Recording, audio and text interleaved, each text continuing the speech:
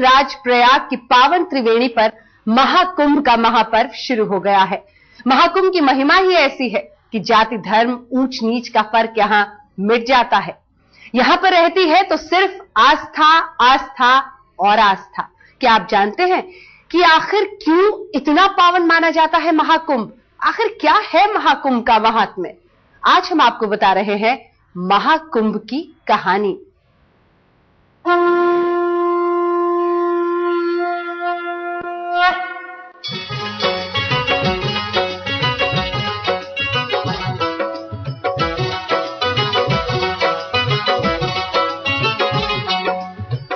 ये आस्था का महाकुंभ है।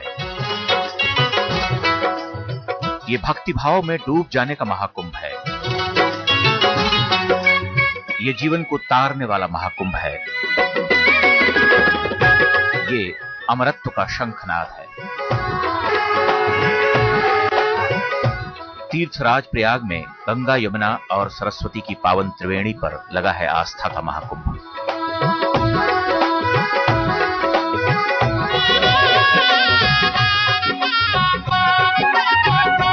कहते हैं कि महाकुंभ में स्नान का मतलब है अमृत में स्नान करना, अमरत्व की ओर कदम बढ़ाना, क्योंकि महाकुंभ की कथा भी तो अमृत पान से ही जुड़ी है। वो अमृत जो देवताओं और असुरों के समुद्र मंथन से निकला है।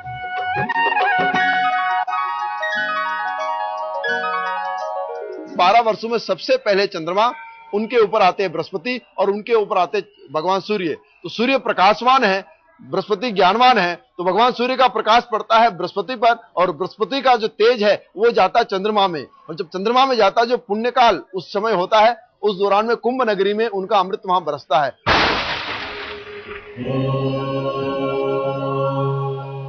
विष्णु पुराण की कथा के मुताबिक एक बार दुर्वासा ऋषि ने देवराज इंद्र को पारिजात पुष्प का हार आशीर्वाद के रूप में दिया। घमंड में चूर इंद्र ने उस पुष्प को अपने ऐरावत हाथी के मस्तक पर रख दिया। ऐरावत ने उस हार को अपने पांवों के नीचे कुचल डाला। इस अपमान पर दुर्वासा ने क्रोध में आकर इंद्र को शाप दे दिया। शाप के चलते पृथ्वी छिन्न भिन्न होने लगी, पेड़ पौधे नष्ट होने लगे, तपस्वियों ने तप छोड़ दिया, देवताओं और दानवों में भयानक युद्ध हुआ। यही नहीं, देवलोक पर दानवों का कब्जा तक हो गया।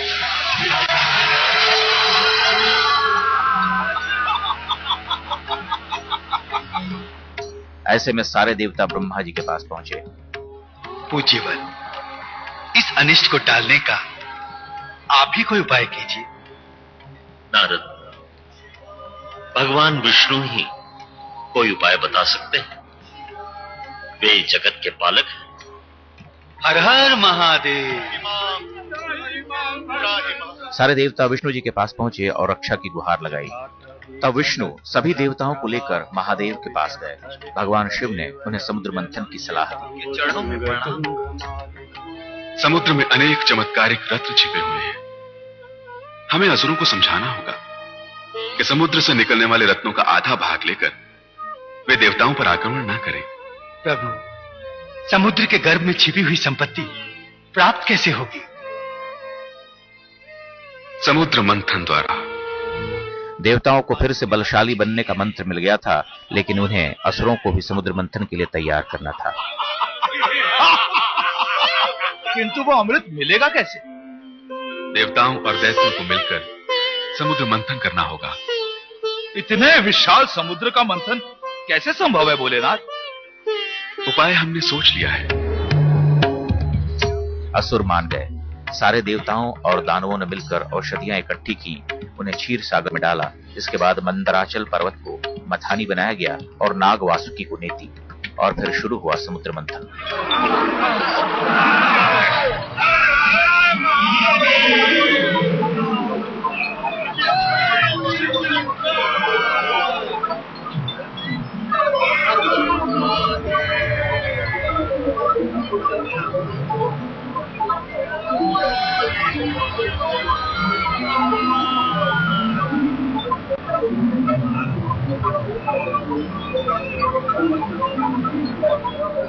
देवता अपने हित में समुद्र मंथन कर रहे थे और असुर अपने हित के लिए, लेकिन किसी को कुछ आसानी से नहीं मिला। छल, बल, दंभ के संघर्ष का तो अभी श्री गणेश होना बाकी ही था।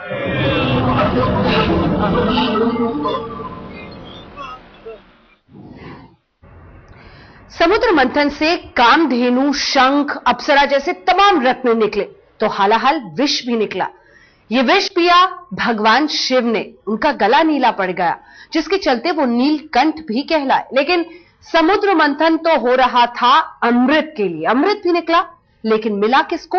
ये कहानी बड़ी दिलचस्प है। समुद्र मंथन का कार्य आरंभ किया जाए। हर हर महादेव, हर हर महादेव, जय शिव शंकर। क्षीर सागर में देवता और दानवों के बीच समुद्र मंथन शुरू हो गया। जय शिव शंकर, हर हर महादेव।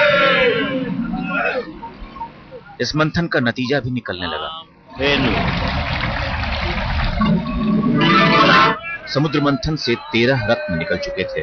आखिर में निकला अमृत कुंभ, अमृत से भरा हुआ घड़ा, जिसके लिए देवता ये समुद्र मंथन कर रहे थे। अमृत कुंभ।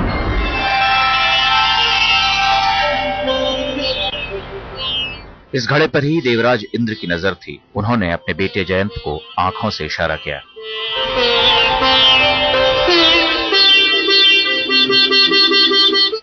जयंत अमृत कुंभ लेकर भाग चले।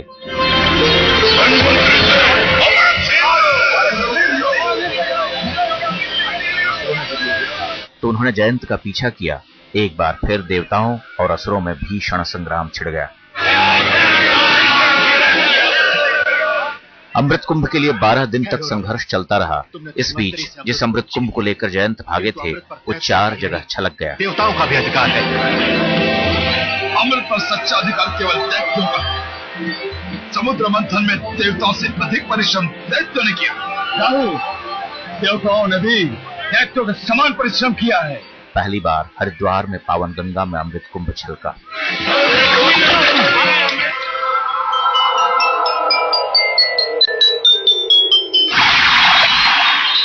दूसरी जगह प्रयाग में गंगा, यमुना, सरस्वती की त्रिवेणी में कुंभ छलका। इसके बाद उज्जैन की पावन क्षिप्रा में कुंभ से छलककर अमृत की कुछ बूंदें गिर गईं।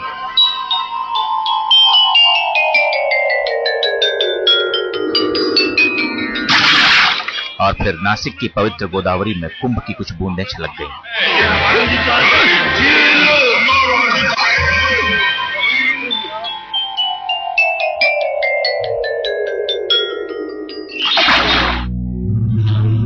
यह अमृत कुंभ जहां जहां छलका वहां कुंभ और महाकुंभ मनाया जाने लगा, क्योंकि देवताओं और असुरों का संग्राम 12 दिन तक चला था और देवलोक के 12 दिन धरती के 12 सालों के बराबर माने जाते हैं।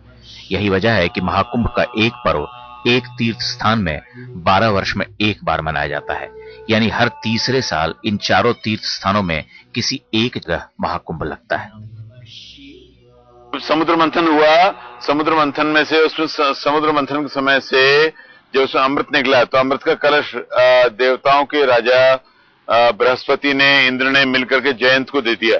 इसको लेके आप चुपचाप चले जाइए वरना राक्षस लोग पीछे लग जाएंगे। तो लेके जब भागे वो तो जगह जगह भागे तो 4 जगहों पे उसका जो कलश का जल छलका, अर्थात इलाहाबाद में, नासिक में, उज्जैन में और ऋषिकेश में, हरिद्वार में। तो चारों जगह वहां कुंभ मेले होते हैं।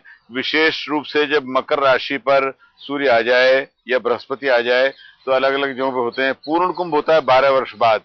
तो ये चूंकि प्रयाग में, इलाहाबाद में से 12 वर्ष बाद मकर राशि में सूर्य आते हैं तो पूर्ण कुंभ का मेला वहां लगता है और संसार का सबसे बड़ा मेला है।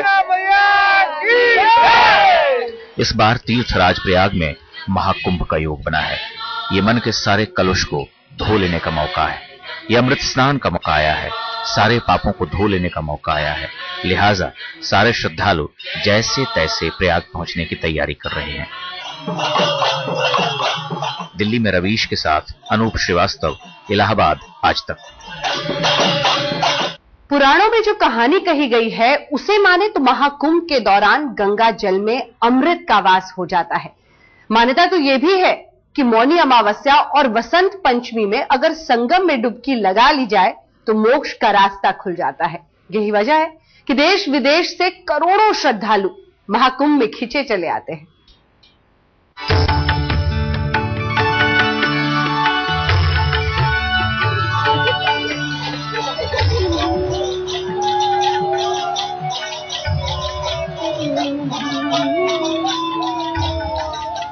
धरती के 4 तीर्थ स्थानों पर छल के अमृत कलश के चलते महाकुंभ मनाने की परंपरा की शुरुआत हुई। लेकिन कब कहां महाकुंभ का आयोजन होगा, इसके पीछे भी एक कहानी है।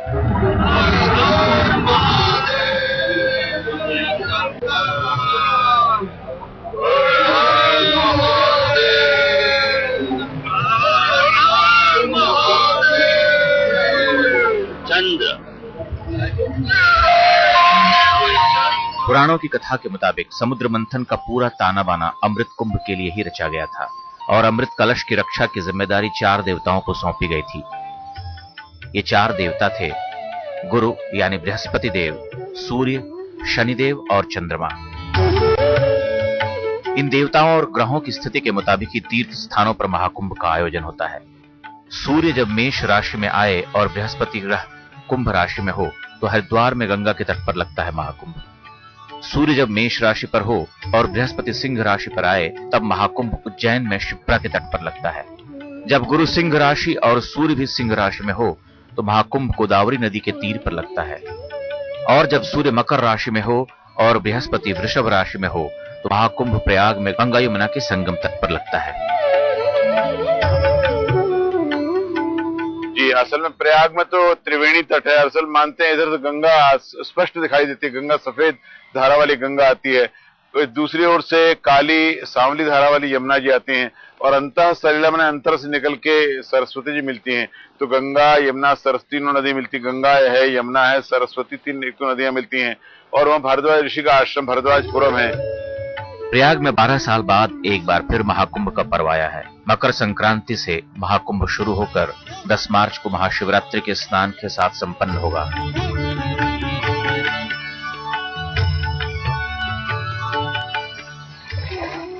महाकुंभ में मां गंगा का जल साक्षात अमृत की तरह हो जाता है। महाकुंभ में गंगा स्नान का मतलब है अमृत कुंड में डुबकी लगाना। ऐसा कह सकते हैं कि संसार की प्राचीनतम संस्कृति भारत की संस्कृति है और वह जल की उपासक है। अंतः सलिला, सरस्वती, किंचित श्यामा, कालिंदी, धौधवला, शुभ्रामा, भागीरथी, ये तीनों नदियों का समावेश यहाँ एक प्रकार का हम भारतीयों को अत्यधिक आकर्षित करता है। कुंभ पर्व भारतीय संस्कृति का मुख्य दर्शक है। कुंभ पर्व भारतीय संस्कृति का जन्मदाता है। यहाँ पर भारतीय संस्कृति को बचपन से लेकर के वृद्धावस्था तक बड़े सहज से देखा जा सकता है, उनके नियमों को जाना जा सकता है और उनका अनुसरण किया जा सकता है। जो जिज्ञासाएं होती है उन्हें शांत किया जा सकता है, आचार्यों का सानिध्य पाया जा सकता है और पुण्य काल का लाभ लिया जा सकता है। प्रयाग में महाकुंभ की इन विशेष तिथियों में आस्था का समुद्र हिलोरे मारता है। सबसे ज्यादा भीड़ मौनी अमावस्या पर होती है। 12 साल पहले 2001 के महाकुंभ में 2,76,00,000 श्रद्धालुओं ने संगम में डुबकी लगाई थी और इसमें कोई शक नहीं कि इस बार मौनी अमावस्या पर यह आंकड़ा 3 करोड़ के पार चला जाएगा। आस्था के सबसे बड़े पर्व की शुरुआत हो चुकी है। इलाहाबाद में संगम के तट पर लोगों की भीड़ जुटने लगी है, अखाड़े सजने लगे हैं। श्रद्धालुओं को अब इस बात का इंतजार है कि कब सूर्य उत्तरायण हो और वो संगम में डुबकी लगाएं। कैमरामैन मोहम्मद सलीम के साथ अनूप श्रीवास्तव, इलाहाबाद, आज तक।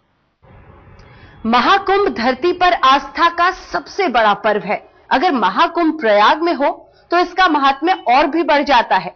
प्रयाग को तो वैसे भी तीर्थराज कहा जाता है और तीर्थों में सिर्फ एक नदी का जल बहता है। यहाँ तो गंगा, यमुना और सरस्वती की त्रिवेणी बहती है। ये सिर्फ नदियों की त्रिवेणी नहीं, आस्था की त्रिवेणी है।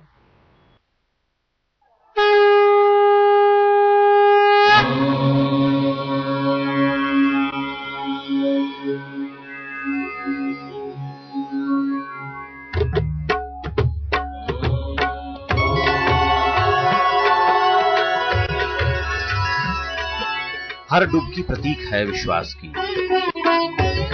हर डुबकी विश्वास है आस्था की। हर डुबकी के साथ शरीर जैसे जैसे पवित्र गंगा के अंदर जाता है, ये विश्वास आंखों में झलकने लगता है कि अब सभी पापों से मुक्ति मिल जाएगी, मोक्ष मिल जाएगा जीवन मरण के चक्र से।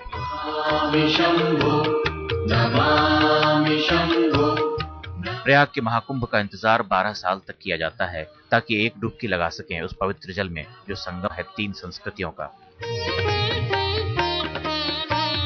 जो संगम है गंगा, यमुना और सरस्वती का। संगम की पवित्र लहरों संग बहता आस्था का सैलाब गवाह है सनातन धर्म की मान्यताओं का, जो सिर्फ स्नान तक ही सीमित नहीं, दर्शन बन चुका है जीवन का, जिसे चेहरों पर पढ़ा जा सकता है, आंखों में देखा जा सकता है।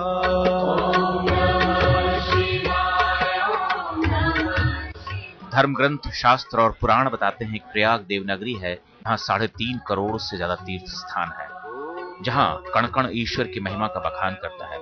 पद्म पुराण के स्वर्ग खंड के मुताबिक 20 करोड़ 10,000 तीर्थ स्थान प्रयाग में सनातन रूप से मौजूद हैं। यही वजह है उस विश्वास के पीछे जो प्रयाग के कुंभ स्नान को सबसे विशेष बनाता है। सदियों की कहानी गंगा की लहरों में शामिल है, युगों के किस्से गंगा के विस्तार में सिमटे हुए हैं। मुगल बादशाह जहांगीर की कहानी भी गंगा के किनारों तक आती है। जहांगीर ने प्रयाग में कुंभ स्नान के लिए विशेष प्रबंध किए थे, जिसकी तस्दीक आज भी उनका लिखा हुआ फरमान करता है। जहांगीर ने हमें मेले में यात्रियों के स्नान के लिए विशेष उनकी व्यवस्था हो, इस वजह हमारे पुरोहित उस समय सरदारी प्रथा थी, हमारे 9 पीढ़ी के पहले यहाँ के सरदार थे, तो पहले इस व्यवस्था को प्रागवाल और तीर्थ पुरोहित ही करता था। तो उन लोगों ने हमसे प्रसन्न होकर के करीब 250 एकड़ भूमि, जो कि निम्न प्रकार हिंदी में कम से कम 12 ऐसे कर थे, जिसको माफ करके उन्होंने कहा था मेले में आप तीर्थयात्रियों की व्यवस्था कीजिए। प्रयाग में गंगा तट पर मेला सज चुका है भक्ति का, जहां रंग बिखरे हैं आस्था के। हर किसी का अपना अलग अंदाज है पूजा पाठ का, अलग तरीका है अपनी उपासना का, लेकिन विश्वास सबका एक है, गंगा में डुबकी लगाकर संसार की नश्वरता से मुक्ति का। कहानी महाकुंभ की इतना ही।